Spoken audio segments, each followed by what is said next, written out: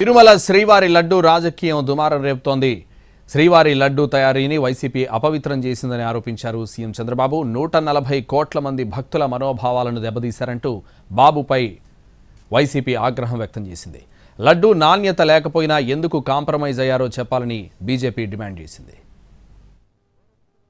తిరుమల లడ్డు కూడా నాసి రకం.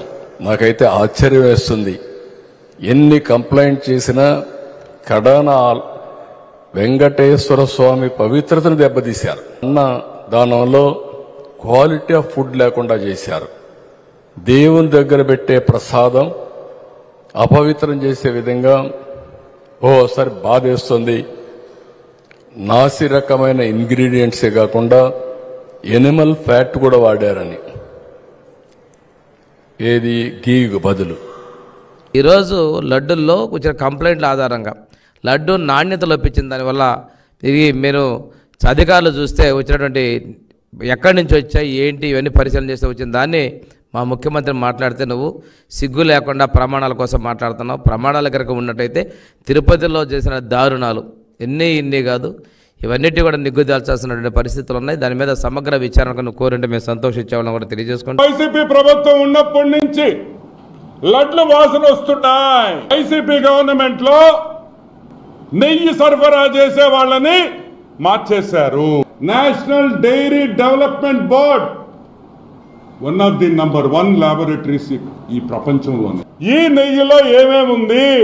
Palm oil, coconut, palm fat, palm oil and beef tallow, palm oil and beef, గొడ్డు మాంసంలో వచ్చే పదార్థాలని కలిపారు బీఫ్ టాలో. వెంకటేశ్వర స్వామి ప్రతిమగా శ్రీవారి లడ్డూని భావిస్తారు.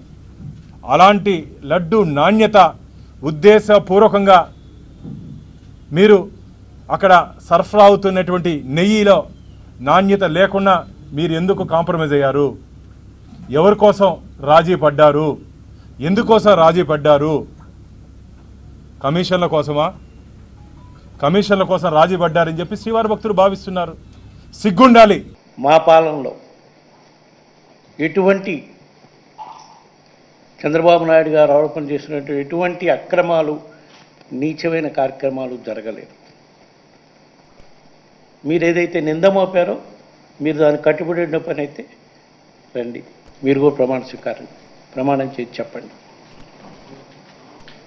లేదా మీరు భక్తుల మనోభావాలు దెబ్బతినే విధంగా చేసిన దానికి మేము చట్టపరంగా న్యాయపరంగా ఏం చర్యలు తీసుకోవాలో ఆ కార్యక్రమం చేస్తాం.